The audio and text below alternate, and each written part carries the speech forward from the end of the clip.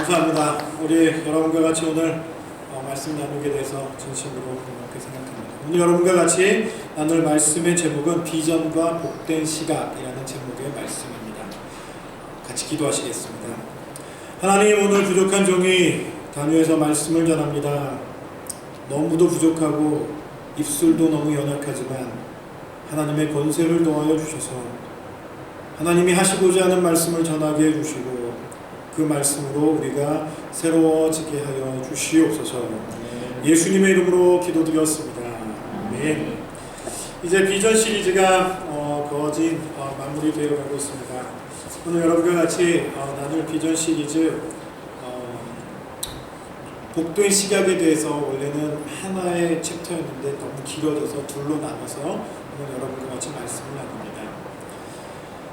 제가 한국에서 사역할 때였습니다. 한국에서 사역할 때 신방을 다녀오는 길이었는데 신방을 다녀오다 보니까 교회에 무슨 행사가 있는데 좀 늦었습니다. 신방을 다녀오는데 옆에는 전도사님이 계셨고 뒤에는 전도 회장님과 권사님이 이제 차 뒤에 타고 있었는데 한남대교를 이렇게 건너오고 있었습니다. 한남대교를 건너오는데 차가 막히고 너무 늦는 것 같은 거예요.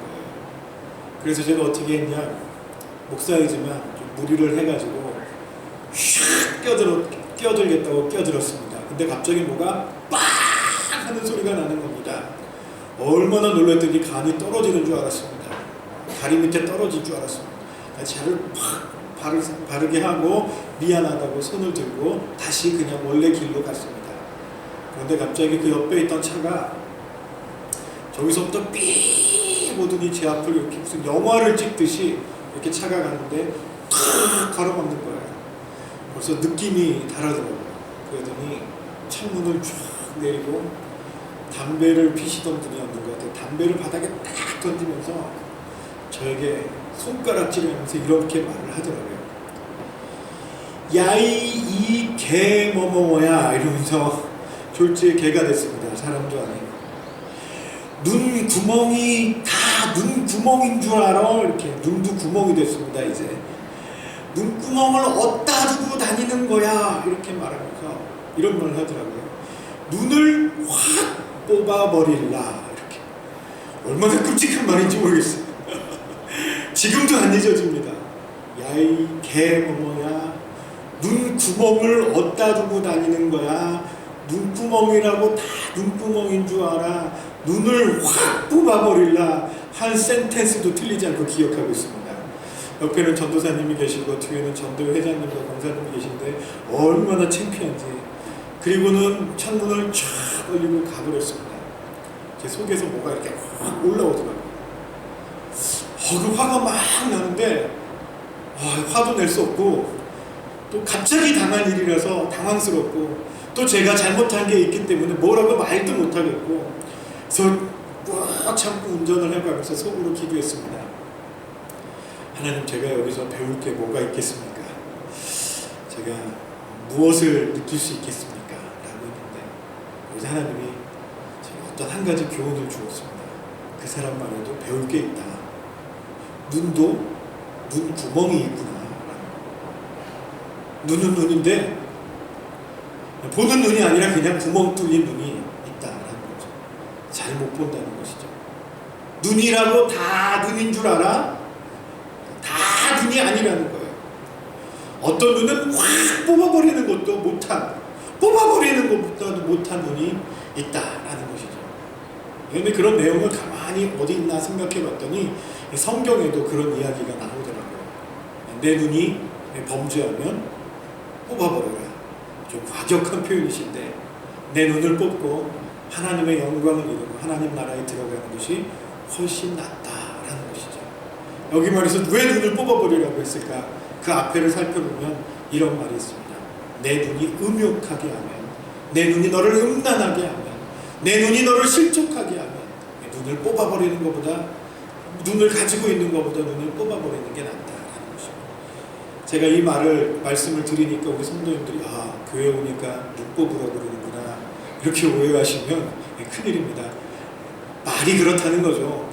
오늘 가가지고 주님, 제가 음란한 생각을 했습니다. 지나가는 여인이 보니까 눈을 뽑아야 될까요? 말아야 될까요? 이런 기도 안 하셔도 됩니다. 여기서 말하고 있는 것은 어떤 것일까요? 눈이라고 다 눈이 아니라는 거예요. 본다고 다 보는 것은 아니라는 것입니다. 무엇을 보더라도 바르게 보는 방법이 있다라는 이야기를 하는 것입니다. 우리는 똑같은 것을 보아도 다르게 볼 수가 있습니다. 똑같은 상황에서도 다른 생각을 가질 수 있습니다. 왜 그럴까요? 그것은 우리에게는 시각이라는 게 있기 때문입니다. 시각이 뭘까요? 볼 시자에 생각 각자를 씁니다. 보기는 보는데 생각하면서 보라라는 거예요. 이해가 되십니까? 그냥 보이는 대로 다 보지 말고 느끼는 대로 보지 말고 생각하며 보라라는 것입니다. 오늘날의 세상은요, 우리는 참 눈의 유혹을 많이 받습니다. 그래서 어떻게 해요? 보는 것을 따라갑니다. 보이는 대로 살려고 합니다. 보이는 것에 유혹을 받습니다.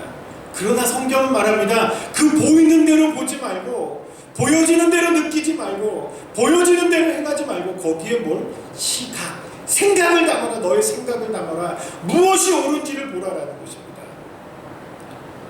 우리는 보는 대로 보는 게 아닙니다. 내 보여지는 것이 전부가 아닙니다. 그 보여지는 것 뒤에 우리의 생각을 담아서 보여지는 것을 어떻게 생각하고 어떻게 판단하고 무엇이 옳은지 무엇이 그른지를 생각할 줄 아는 눈이 있어야만 한다라는 것이죠. 사단은 우리를 끊임없이 넘어뜨리기 위해서 우리의 눈을 가지고 유혹을 합니다. 우리의 눈에 보이는 것이 전부다라고 생각하게 합니다. 그래서 사단은요, 우리의 눈을 시험합니다. 예수 그리스도께서 공생애에 들어가시기 전에 40일을 금식하셨습니다. 여러분은 금식을 얼마쯤 하실 수 있으십니까? 나는 금식을 최대 얼마까지 해봤다. 일주일 해보신 분. 제가 해보신 분. 3일 해보신 분. 할렐루야, 우리 역시 집사님이신 분. 하루 해보신 분. 뭐 안 들리시는 거예요? 한 끼 해보신 분. 네. 그런데 예수님은 40일을 금식하셨습니다. 저는 금식을 잘 못해요. 왜냐하면 위가 별로 안 좋기 때문에 금식을 하면 굉장한 두통이 따라옵니다. 그래서 금식을 하겠다고 했을 때는 제가 요즘 한 주에 한 끼가 아니라 한 주에 하루씩 금식을 하고 있거든요. 힘듭니다. 죽을 것 같아요. 저녁이 되면 두통이 와가지고 머리가 막 깨질 듯이 아픕니다. 그런데 여러분 그거 아십니까? 금식이 딱 마치는 순간이 되면 뭔가 내가 홀리해진 느낌입니다. 신령해진 느낌. 그런데 40일을 금식을 주님이 하셨으면 우리 40일을 금식하신 주님에게는 얼마나 신령한 생각이, 얼마나 신령함이 있었겠습니까? 그것도 하나님의 아들이신 예수 그리스도께서 40일을 금식하셨는데, 근데 그 거룩한 하나님 예수 그리스도께서 금식하신 그 자리에 누가 먼저 찾아왔냐면 사단이 먼저 찾아왔습니다. 그럼 그거 아십니까? 은혜를 받고 나면 은혜의 자리에 사단이 먼저 찾아옵니다. 은혜를 방해하려고, 은혜를 넘어뜨리려고, 그 은혜를 바닥으로 떨어뜨려 버리려고 사단이 오는 것이죠. 우리는 사실 요즘 저희 교회가 저는 은혜가 넘친다라고 생각합니다. 여러분이 믿던지 말던지. 저는 저희 교회를 생각하면 기분이 너무 좋습니다. 저희 교회를 생각하면 감동이 됩니다. 제가 요즘 아침에 눈을 뜨면 교회를 위해 기도하고 자기 전에도 기도하고 잠이 이렇게 들면서도 주님 감사합니다. 소망교회를 위해서 기도하며 잠이 듭니다. 그런데 거기에 꼭 덧붙여 기도하는 게 있습니다. 주님 사단이 시험하지 않게 해주십시오 라는 거. 왜 그럴까요? 은혜의 자리에 꼭 사단이 먼저 찾아옵니다. 우리 주님도 그랬어요. 주님도 40일을 금식하셨으면 사단이 겁이 나서 도망가야 되는데 예수님 하나님의 아들이 40일을 금식하셨으면 소위 이런 표현이 맞을지 모르지만 영빨에 밀려서라도 좀 도망가야 되는데 이놈이 겁없이 찾아왔어요. 그리고 하나님 예수님께 질문합니다. 첫 번째 시험이 무엇이었죠? 돌이 떡이 되게 해봐라 라는 것이었습니다. 돌이 떡이 되게 해봐라. 주님이 뭐라고 말씀하셨습니까? 사람의 떡으로만 사는 것이 아니라 이렇게 말씀하셨습니다. 두 번째 시험은 뭐였습니까? 높은 데 데리고 가서 뛰어내려봐라. 사단의 시험은 가만히 보면 참 쓸데없는 걸로 시험 많이 하는 것 같아요. 시험에 드는 사람들을 보면 뭔가 심각해가지고 시험에 들기보다 별 쓸데없는 걸로 그냥 시험에 들어가지고 뭐 교회가 어떻느니 뭐 신앙이 어떻느니 믿어봤자 별거 없다느니 뭐 보면 들어보면 그렇게 심각한 것도 아닌데 아주 사소한 걸로 저 집사님이 나를 괜히 째려봤어요 뭐 이래가지고 시험에 들고 뭐 그런 것 같아요. 근데 사단이 우리를 시험할 때 별거 아닌 걸로 시험합니다. 주님께서도 가가지고 돌이 떡이 되게 해봐라. 무슨 애들 장난도 아닌 것 같은 거 시험을 합니다. 그런데 주님이 그 시험을 이겨내시죠. 또 높은 데 가서 뛰어내려봐라. 애들도 안 할 것 같은 것을 가지고 시험을 합니다. 그런데 그것이 유혹이 된다는 거예요. 우리가 보기엔 아주 유치한 것 같지만 그것이 시험이 된다는 거예요. 근데 그것의 마지막 시험이 제가 오늘 여러분에게 드리고자 하는 말입니다. 그게 뭔지 아십니까? 이 땅의 주인이신, 이 땅의 창조자이신 하나님 예수 그리스도를 높은 산에 데리고 가가지고 천지 만물을 보여주며 이야기합니다. 나에게 절을 하면 너희 눈에 보이는 이 모든 것을 너에게 주겠다.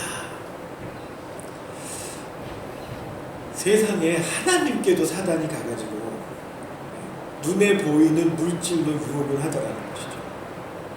눈에 보이는 땅의 것으로 눈에 보이는 것으로 하나님의 아들인 예수 그리스도도 유혹을 하더라는 말입니다. 그러니 우리는 눈에 보이는 것에 얼마나 유혹될 수밖에 없겠어요. 나는 열심히 살았는데 나는 열심히 일하는데 아직도 나는 그냥 밥벌이도 잘 못하는 것 같은데 저 집은 그냥 뭐 했더니 그냥 엄청 잘 사는 것 같고 나도 한번 저렇게 해볼까 나도 이거 좀 때려치고 약간은 속임을 써서라도 좀 저렇게 쉽게 살아볼까. 우리의 유혹들도 굉장히 많고 다양하지 않겠습니까? 여러분 사단은 우리의 보는 것을 가지고 시험합니다. 그래서 우리는 보는 것을 조심해야 됩니다. 보는 것을 고쳐야 됩니다. 복된 시각을 가져야 합니다. 오늘 말씀에 보면 엘리사 선생님이 등장합니다. 엘리사 선생님은 이스라엘에서 능력으로 따지자면 둘째가라면 서로 그렇거든요. 한마디로 말하면 대단한 능력을 가지신 분이에요. 엘리야 선생님, 자기의 스승이진 엘리야 선생님의 갑절의 은사를 달라고 해가지고 갑절의 은사를 행하신 겁니다. 그런데 거기 개역한계는 아람 군대로 되어 있고 세 번역인 시리아 군대로 같은 나라입니다. 번역이 다를 뿐이지. 시리아 군대가 이스라엘을 막 쳐들어오려고 하는데 그때마다 실패를 하는 거예요. 그래서 왜 실패의 원인을 분석을 해봤습니다.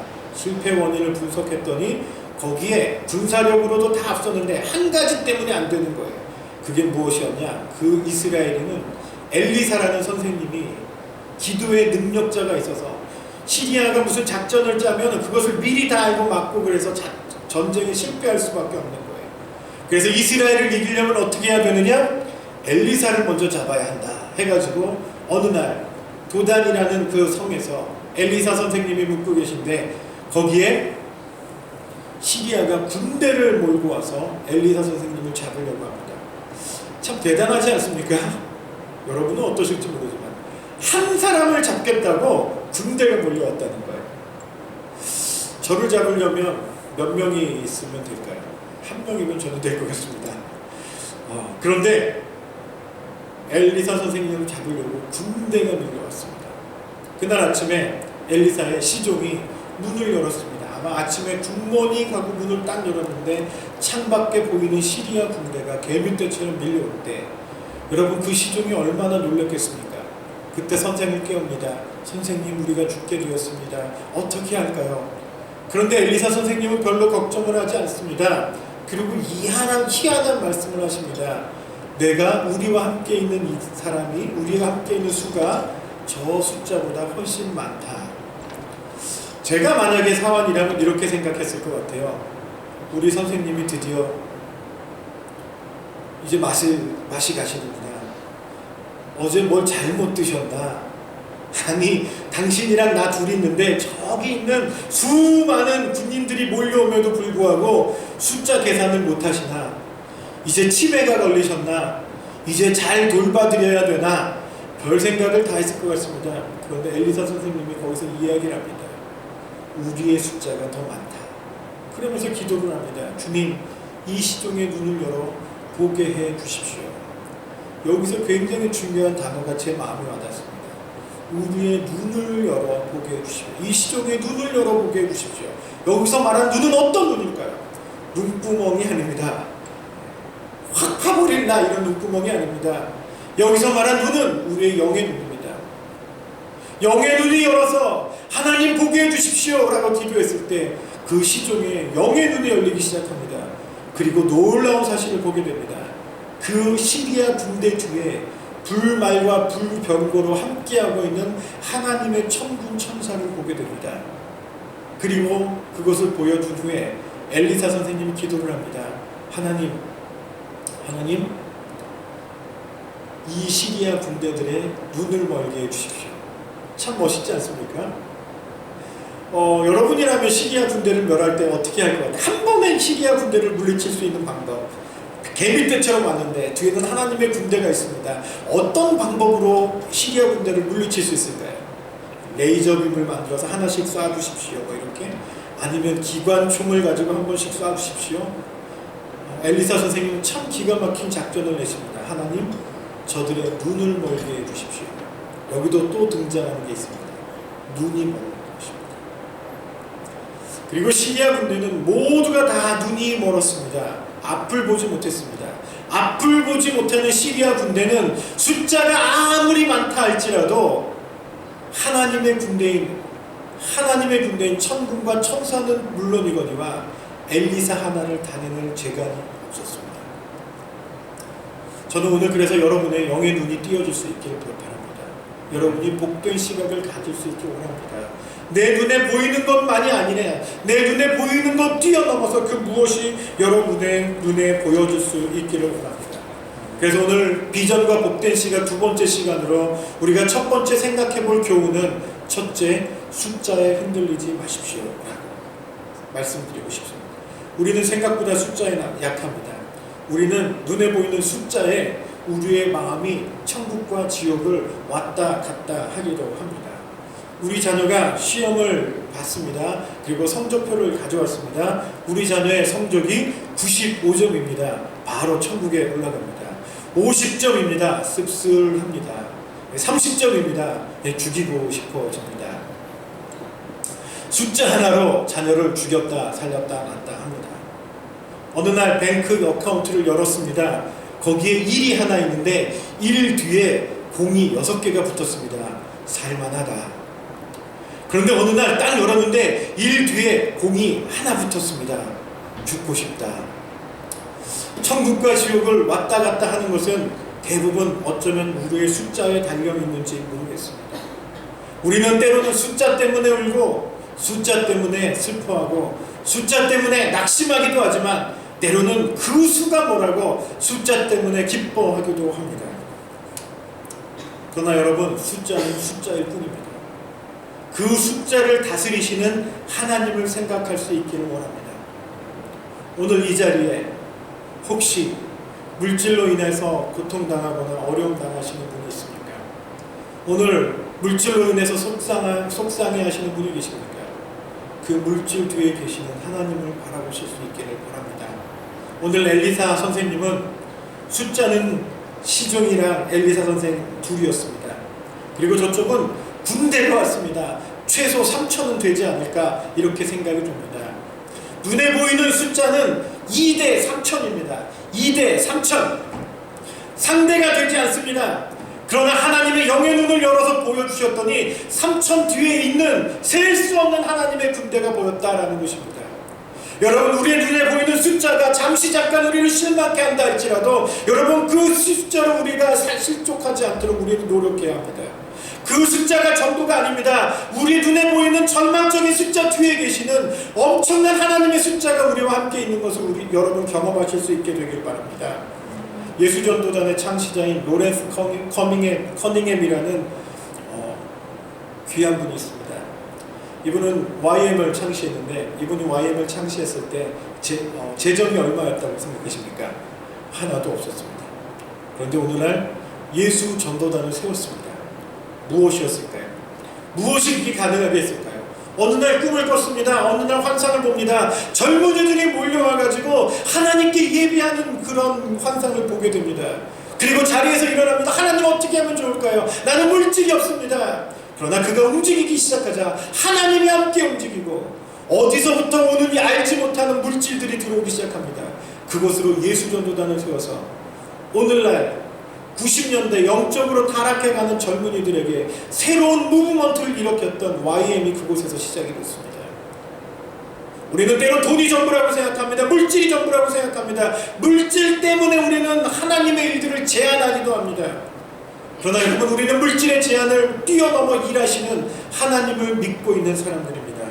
그러기에 저는 여러분들이, 우리 사랑하는 성도님들이 숫자에 얽매이는 그런 성도님들이 되시지 않기를 바랍니다. 저는 강남에서 사역한 적이 있었습니다. 강남에는 돈 많은 사람들이 많이 있습니다. 어떤 분은 이런 표현을 쓰더라고요. 돈이 많아서 돈이 숨을 못 쉰다고. 이게 무슨 표현이에요? 들어봐요. 돈이 숨을 못 쉰대요. 그게 무슨 표현이에요? 돈이 너무 많아가지고, 숨겨놓은 돈이 너무 많아가지고 돈이 세상 밖에 나올 시간이 없대요. 그런 사람들도 있습니다. 저는 강남에서 사역하다가 돈벼락 맞았다는 사람들의 이야기도 들어보았습니다. 그러나 그런 사람들이 잘 사는 사람들입니까?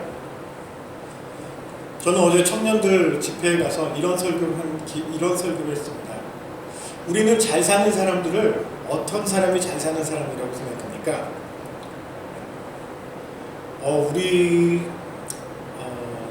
제가 사역하던 교회 어떤 부목사님 한 분이 강남에 있는 어떤 동네에 갔는데 그 집 사람들 그 동네에 갔더니 막 골목에, 실제로 그래, 골목에 경비가 있고, 제 90년대 사역했는데 90년대 당시에 각 집마다 이렇게 CCTV가 있고 경비가 있습니다. 그 이상한 사람들이 한번 들어가면 그 입구에서, 골목 입구에서 경비가 잡고 못 들어가게 합니다.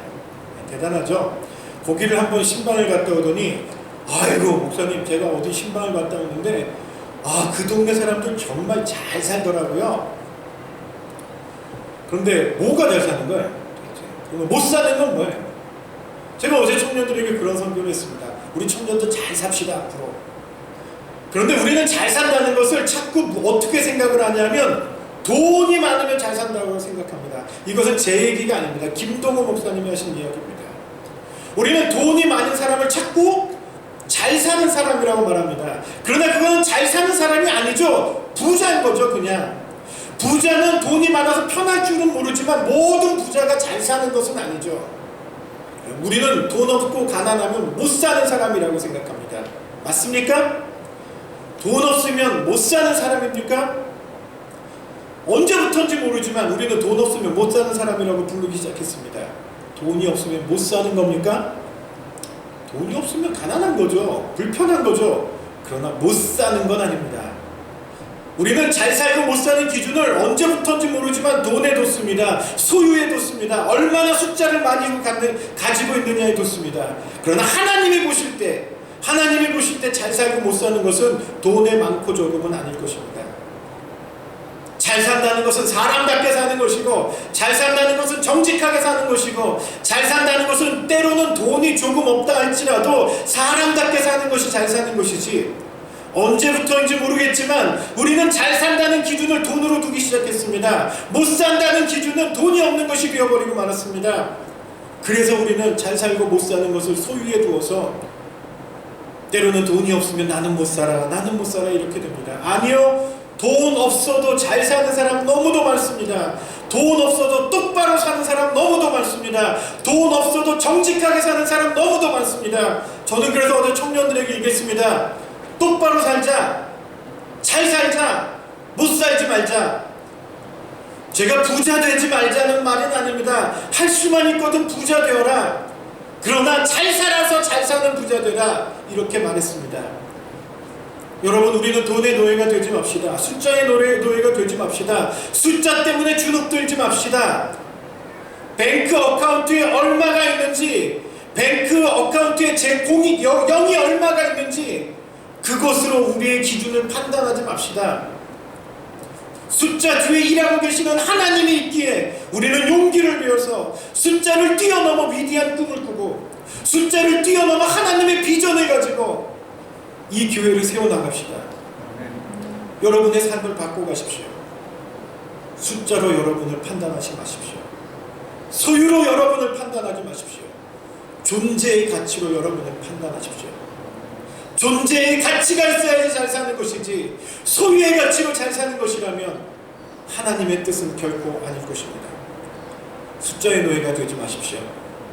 저는 교회도 우리 교회도 성도님들이 많았으면 좋겠습니다. 성도 목사님들이 목사님 모임에 가면 지지난주에도 목사님 모임 갔더니 제일 처음 묻는 게 목사님 교회 성도가 얼마나 모여요? 이것입니다. 되게 식은땀이 쭉 나면 얼마라고 할까? 아이들 포함할까? 아이들 뺄까? 이렇게 뱃속에 있는 아이 포함할까? 뺄까? 그러다가 나중에 장차 올 사람까지 계산해가지고 슬픈 거예요. 어느 날부터 교회를 평가하는 것을 숫자로 평가하게 됐습니다. 목사님들의 성공과 실패를 하나님 앞에 성실함과 신실함으로 판단하는 시대가 아닌 숫자가 얼마예요? 이것으로 판단하고 있습니다. 교회가 존재의 가치가 아닌 소유의 가치로 흘러가고 있습니다. 그래서 교회를 건물을 아름답게 지으면 교회가 잘 된다라고 생각을 합니다. 여러분 그렇게 생각하세요? 모르겠습니다. 그 교회 건물이 아름답고 대리석이 깔려있고 나가면 커피숍이 있고 음악이 쫙 흐르고 막 번쩍번쩍한 조명이 있고 올만하겠죠. 갈만하겠죠. 그래서 사람들이 모인다면 뭐 때문에 모이는 거야 도대체? 건물 때문에 모이는 거예요? 예수 그리스도 때문에 모이는 거예요?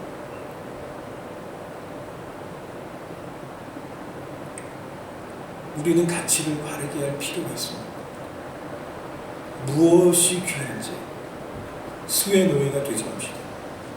숫자 때문에 천당과 지옥 갔다 오지 맙시다. 어느 날 내 숫자가 숫자가 쫙 올라가면 공이 막 덕지덕지 붙으면 하나님보다 더 교만해지지 맙시다.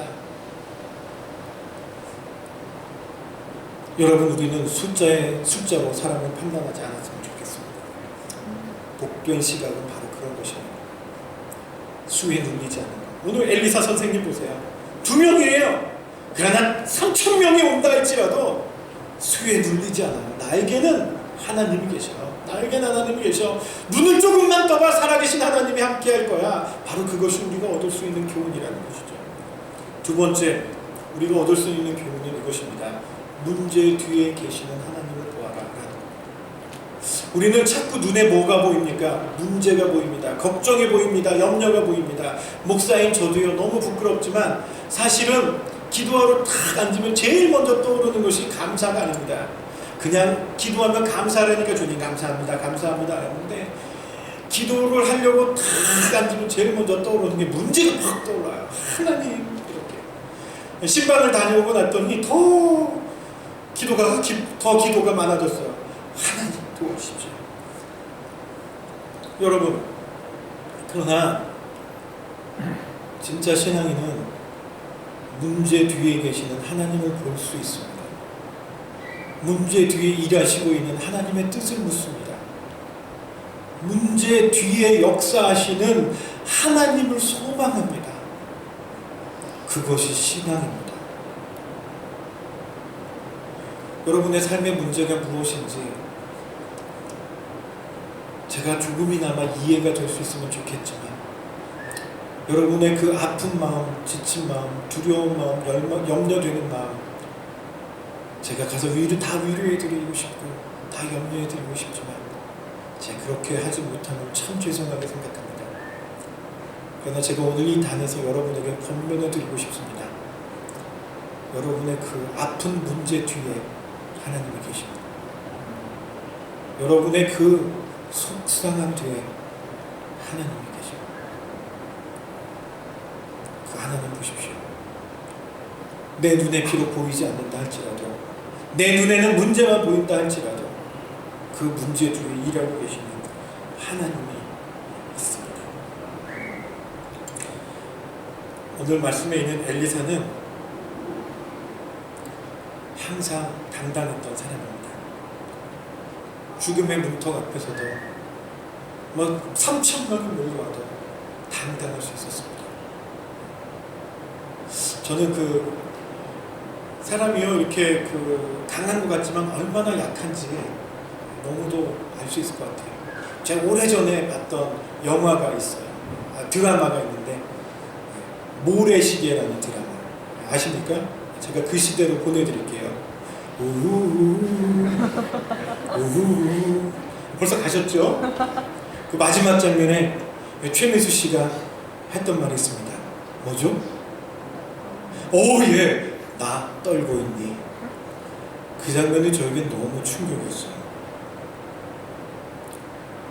그렇게 강해 보였던, 세상 모르고 살았던 그 사람이 마지막 눈앞에 죽음이 보일 때 나 떨고 있니? 이라는 거. 그런데 여러분, 제가 예수영전 모임 시간에도 말했지만 저도 한번 죽음을 눈앞에 둔 적이 있었어요. 바닷물에 빠져서 하나님, 내가 여기까지인가 봅니다 라고 고백한 적이 있었어요. 그런데 제가 그 순간에 나는 최민수보다 강하다 라는 자신감을 얻게 됐습니다. 나 떨고 있니? 이게 평안해 내 영혼 평안해, 이런 마음이었어요. 눈에 죽음이 보여도 내가 하나님을 믿고 하나님이 내 인생의 주인이 되었을 때 너무 평안했어요. 그 뒤로 제가 당당히 외칩니다. 죽어봐야 알겠니? 죽음이 눈앞에 지금 보이지 않는다 할지라도 여러분, 우리는 믿음으로 하나님을 볼 수 있습니다. 아멘. 죽음에 닥쳐서 하나님을 믿지 마시고 그 끝자락에 가서 두려움에 떨면서 하나님 나 좀 살려주세요 이러지 마시고, 오늘 여러분의 삶에 역사하시는, 지금은 눈에 보이지 않는 것 같지만 분명히 살아 역사하시는 그 하나님을 여러분 바라보실 수 있었으면 좋겠습니다. 신앙인도 고난은 싫습니다. 목사인 저도 고난은 싫습니다. 목사는 지질이 고생만 하는 거 저 별로 바라고 싶지 않습니다.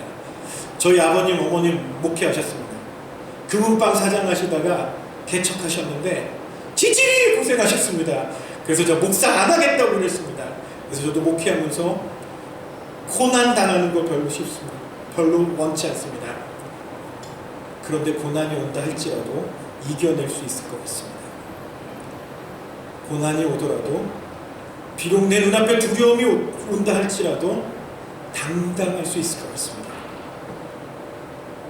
그 고난 뒤에 계시는 하나님이 계시기 때문입니다. 두려워하지 마십시오. 염려하지 마십시오. 하나님이 함께 하십니다. 이 시간 우리 한번 다 같이 찬양하고 같이 기도하고 저희 축도를 마치겠는데, 같이 여러분과 부르고 싶은 찬양이 있습니다. 보라 너희는 두려워 말고 보라 너희를 인도하노라. 하나님이 여러분과 함께 하십니다. 좀 보십시오. 숫자 때문에 억눌리지 마시고 여러분, 하나님이 함께 하시는 모습을 인해 기뻐합시다. 우리 같이 찬양했으면 좋겠습니다. 보라 너희는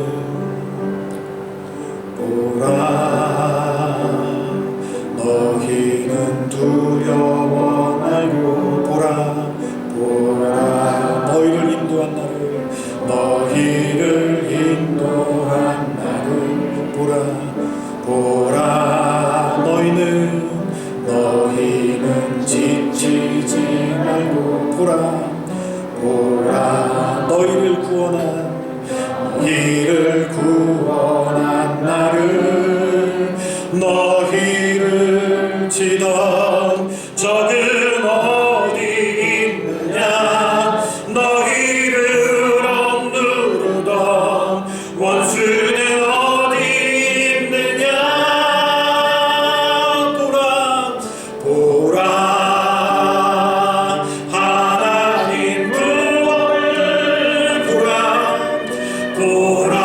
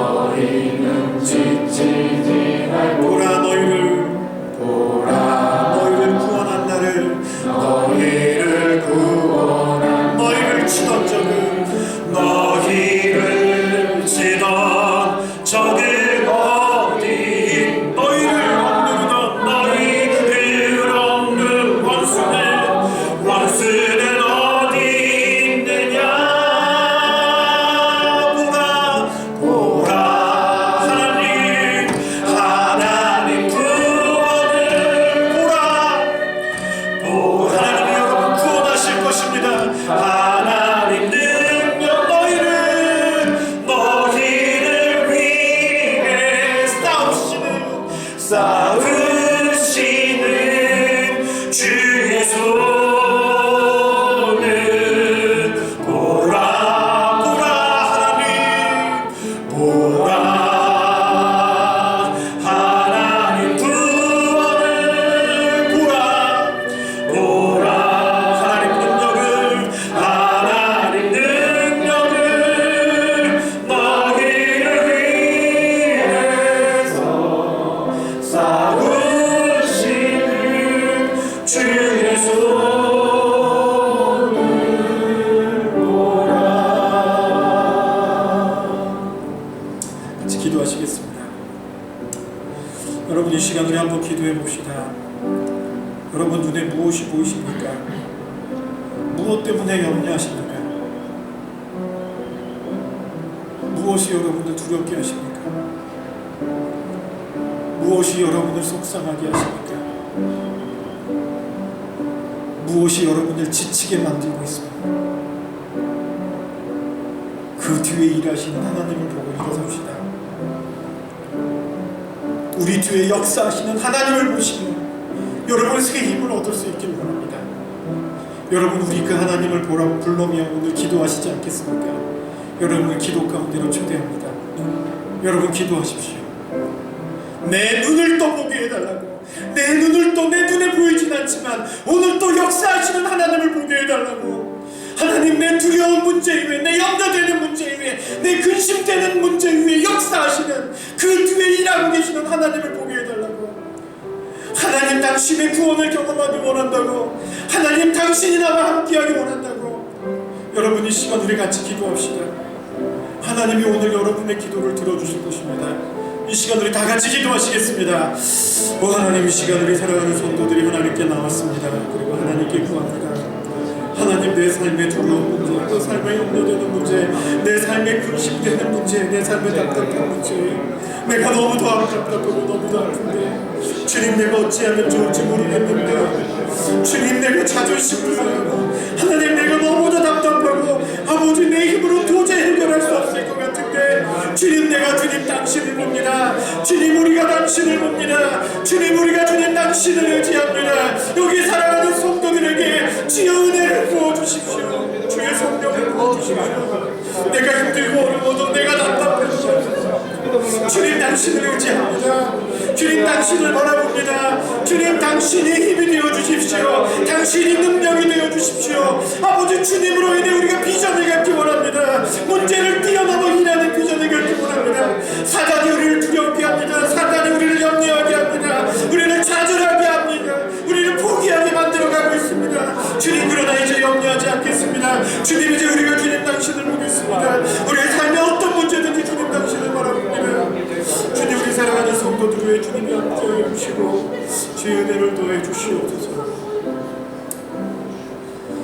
하나님 우리 사랑하는 성도들이 하나님께 나와 오늘 기도하고 간구하는 것 주님 들으시죠. 주님 아시죠. 우리가 믿음으로 주를 봅니다. 문제 뒤에 일하시는 주님을 봅니다. 숫자를 뛰어넘어 일하시는 주님을 봅니다. 하나님 우리가 연약해서 때로는 흔들리고 때로는 넘어진다 할지라도 주님 우리를 다시 일으켜 세워주십시오. 염려하지 않겠습니다. 근심하지 않겠습니다. 낭만하지 않겠습니다. 주님 당신을 바라보겠습니다. 주님 당신을 의지하겠습니다.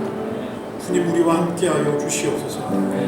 이젠 우리를 죄 가운데서 구원해 주신 예수 그리스도의 은혜와 아버지 하나님의 영원 무궁하신 사랑과 성령님의 내주교통 역사 충만하심이 이 자리에 머리 숙인 믿음의 성도들 위해 지금부터 영원토록 함께해 주시기를 주님의 이름으로 간절히 축원하옵나이다. 아멘.